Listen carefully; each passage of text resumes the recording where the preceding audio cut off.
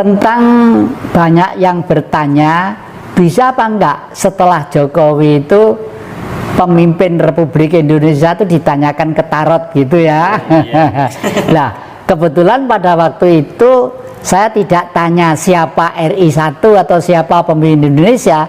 Saya hanya bertanya setelah selesainya tahun 2020 masuk ke 2021 nanti sampai akhir tahun ada apa gitu. Ternyata jawabannya itu maaf ya, menakutkan.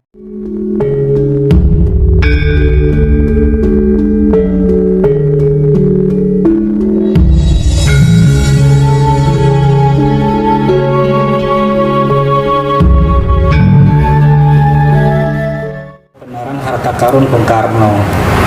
Karena kesaksian Mbah Susilo Lawu terkait harta karun di Gunung Salak, apa tanggapan yang Yati? Ya syukurlah kalau banyak orang atau pribadi-pribadi yang menemukan atau memperoleh atau mendapat amanah tentang harta karun. Tapi saya tidak boleh berpikiran tentang itu, karena bagi saya harta karun Bung Karno itu adalah ajaran Bung Karno, Pancasila atau Marxisme itu sendiri lah. Kalau Pancasila masih abstrak, artinya zaman Orba dulu Pancasila, tapi kenapa digulingkan? Karena yang dihapus Marxismenya lah. Kenapa? Oleh karena itu sekarang tugas saya adalah pelan-pelan lewat media yang bisa saya sampaikan untuk manusia memahami tentang Marxisme. Karena Marxisme itu dari kata marhen, orang yang miskin karena sistem, bukan karena golongan, bukan karena kelompok dan sebagainya. Nah, jadi di dalam perjuangan yang diperjuangkan apa? Sistem itu sendirilah. Oleh karena itu seperti akhir-akhir ini di Lampung atau di mana itu ditemukan beberapa karung duit gambarnya Bung Karno sama Bung Hatta, duit merah. Katanya dulu dititipkan Bung Karno di sana. Lah, waktu Bung Karno belum ada buku gambar Bung Karno, Bung Hatta itu tidak ada. Ya baru akhir-akhir ini aja. Saya khawatir kalau gitu hal-hal seperti itu merupakan satu pembelokan permasalahan dan menghipnotis masyarakat secara umum supaya tergiur oleh kamuflase yang tidak rasional tadi itu. Yang kedua, kalau duit itu disebar semuanya sendiri, Bung Karno memang insinyur, ahli politik, tapi pikirannya sangat eksak. Justru sangat eksaknya itulah Bung Karno berpikir, kalau duit nanti disebar di mana-mana jumlahnya tidak karu-karuan, kan inflasi, akhirnya harga beras itu bisa juga sekian juta, sekian lalu gitu. Itu tidak boleh. Bagaimanapun peredaran duit itu dilindungi, diatur dan dikendalikan gitu ya. Itu kalau peninggalan yang lainnya, saya juga sering diantar ke sini satu lepekan kecil-kecil begini ya, katanya nih mas jumlahnya banyak gitu. Ini mau disuruh beli apa dikasihkan? Kalau suruh beli saya tidak ada uang gitu. Anu Pak, untuk contoh aja, nanti kalau tertarik bisa datang ke sana gitu. Oh iya, kalau punya duit saya tak ke sana. Sampai sekarang saya simpen aja di almari sebagai, ya bukan emas, ya bukan emas ya. Ya mungkin buatan lah gitulah ya. Okay. Terus ini Ki, bisa nggak pemimpin Indonesia setelah Jokowi ini ditarat Ki ya? Kelihatannya saya sudah ya tak bisa hafal aku. Udah apa? Udah. Tentang banyak yang bertanya, bisa apa enggak setelah Jokowi itu pemimpin Republik Indonesia itu ditanyakan ke tarot gitu ya. Ternyata jawabannya itu maaf ya, menakutkan. Kenapa menakutkan? Karena satu, ada gambar tarot yang judulnya itu seorang jaksa yang ditutup wanita ya, ditutup matanya lalu membawa pedang dua dipegang begini, pengadilan. Yang kedua, lalu si dungu, ada gambarnya si dungu itu seorang laki-laki yang seperti orang agak idiot tapi main-main duit begini, main-main duit. Lalu kartu yang ketiga adalah Raja Putri. Artinya Indonesia tetap akan manis dan indah, tapi repotnya nanti itu kartu yang terakhir itu apa? Gambarnya orang saling bertengkar, gebuk-gebukan. Itu. Nah, setelah melihat itu kok saya itu lalu jadi masuk ke sekarang ini sudah mulai banyak orang yang kehilangan keseimbangan pikiran. Misalnya kemarin saya menyaksikan seorang bakul gara-gara harus ditertibkan, digini, diingat, tidak boleh jual segala macam, ngamuk-ngamuk. Saya butuh makan, butuh ini, wajahnya dibawanting, harus dibawanting. Lah, itu salah satu wujud di lapangan bahwa ternyata memang bertengkar dikarenakan butuh makan itu ternyata memang tetap ada lah. Oleh karena itu setelah itu khayalan saya baru, oh mungkin memang ini yang saya maksud, kita akan masuk dalam situasi sakit terhimpit sampai ke langit. Jadi baru setelah Indonesia nanti itu masyarakatnya itu kepepet semuanya, pendidikannya kepepet, kesejahteraannya kepepet, membuka ini kepepet, membuka ini kepepet, buka ini kepepet, dada itu mungkin baru nanti itu akan ada satu manusia yang tampil di zaman, bayangan saya ini berjalan sampai tahun 2045 bayangan saya, tapi mulai gejolak itu mulai tanggal 12 bulan 12 tahun 1912. Ya, mulai dari itu yang saya ceritakan di depan tadi itu. Oleh karena itu di depan nanti mungkin setelah manusia itu semakin lama semakin bingung ya, orang politik dalam tanda petik tidak kangge, orang-orang profesor doktor juga tidak dihiraukan, hanya mencari seseorang yang ngerti tentang perasaan rakyat. Mungkin itu. Karena rakyat itu tidak butuh duit, tidak butuh titel, tidak butuh embel-embel macam-macam. Butuh wetenge wareg, uripe iki tentrem ayem. Tentrem ayem itu tidak butuh duit, butuh suasana dan kebijaksanaan. Itu ilmu juga. Kalau di pewayangan digambarkan sebagai Prabu Puntadewa. Jadi ratu sederhana. Kalau yang ini masih pakai ini, ya. Pakai macam-macam. Kalau Prabu Puntadewa tidak mikir ini, tidak mikir ya.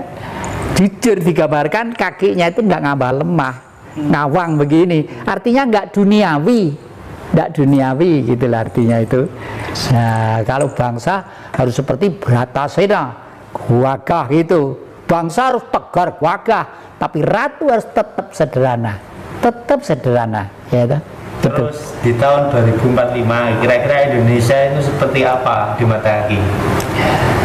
Bayangan saya hanya dengan sistem kerajaan ala Jawa. Ya, maaf loh, bukan Mataram loh ya. Solo, Jogja itu Jawa, tapi Mataram lama sampai ke Mataram baru. Yang Mataram lama waktu yang Sultan Agung Hanyokrokusumo itu waktu menyerang ke Batavia.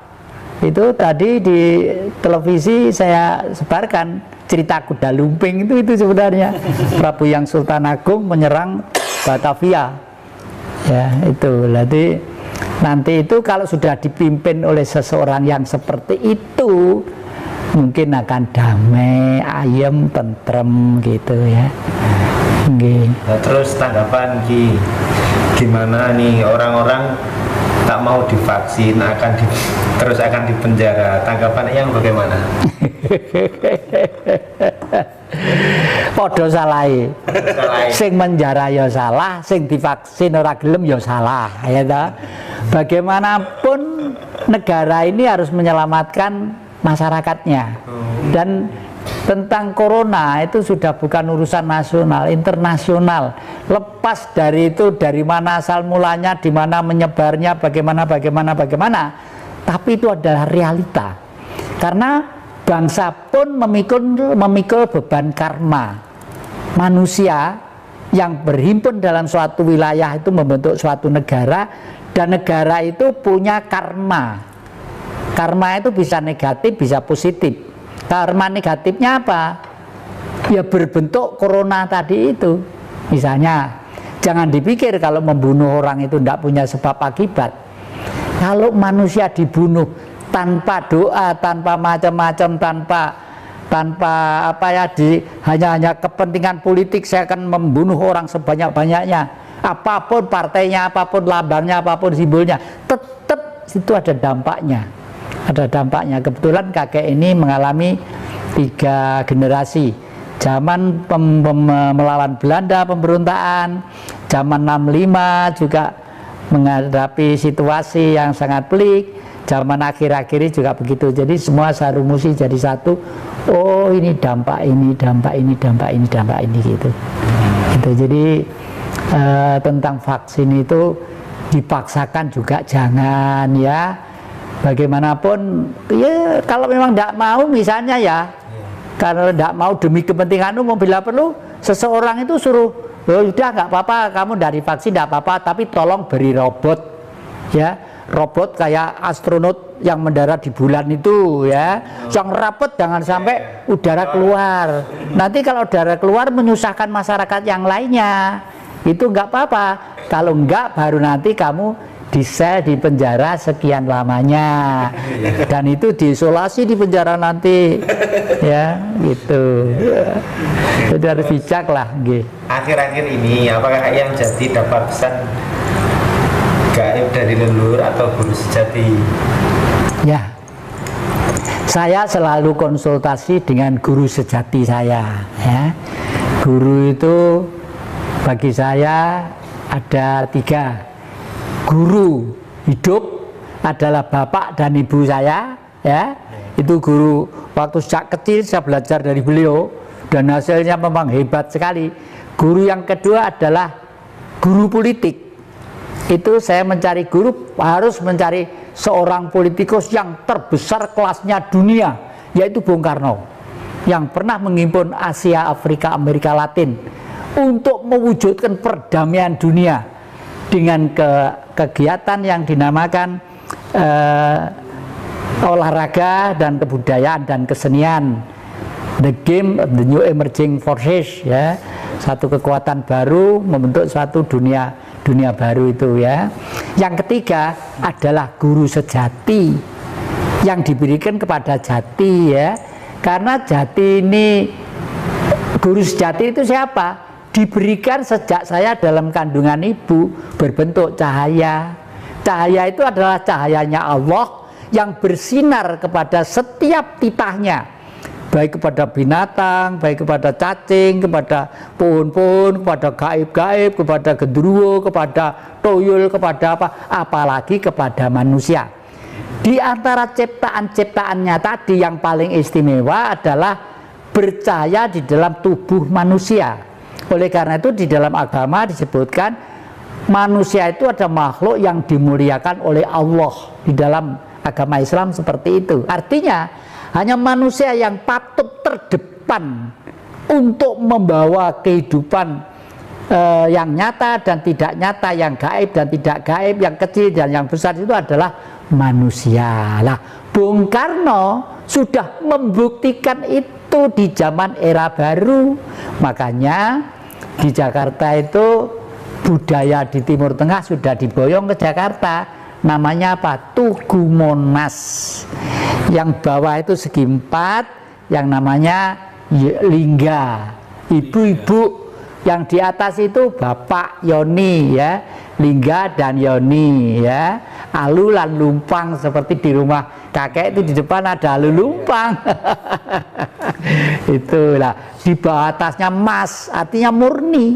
Jadi kalau pengen mencari kehidupan yang bersinar, yang sering kita sebut dengan istilah Tuhan, ya harus bersinar yang murni, yang indah.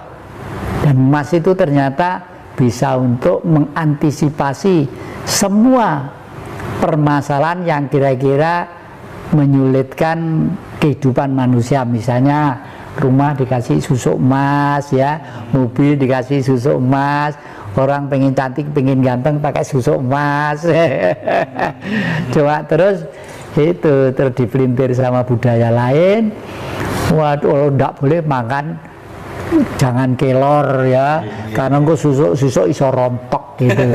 Padahal kelor itu misinya bagus, istimewa untuk pengembangan gen-gen dan netralisir kembali organ-organ tubuh ini ya.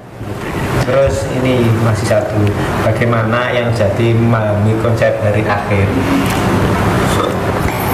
Hari akhir ini konsep saya hanya satu, mudah-mudahan nanti itu kalau saya sudah terasa untuk sukma itu pindah ke alam lain, saya sudah pesen ke anak cucu saya, tolong kakek nanti dibakar aja gitu ya. Mungkin bisa buka-buka laci bapak, buku-buku di belakang itu kakek itu siapa tahu ada selemitan duit di sana untuk ongkos bakar ya. Kenapa kok dibakar? Pada hakikatnya manusia itu jasmaninya itu dipinjami oleh alam ya. Daging dipinjami tanah, tulang dipinjami air, darah dipinjami api ya. Lalu nafas dipinjami udara. Nah itu sang suci Tuhan harus kembali ke singgasananya Tuhan. Siapa? Di mana singgasananya?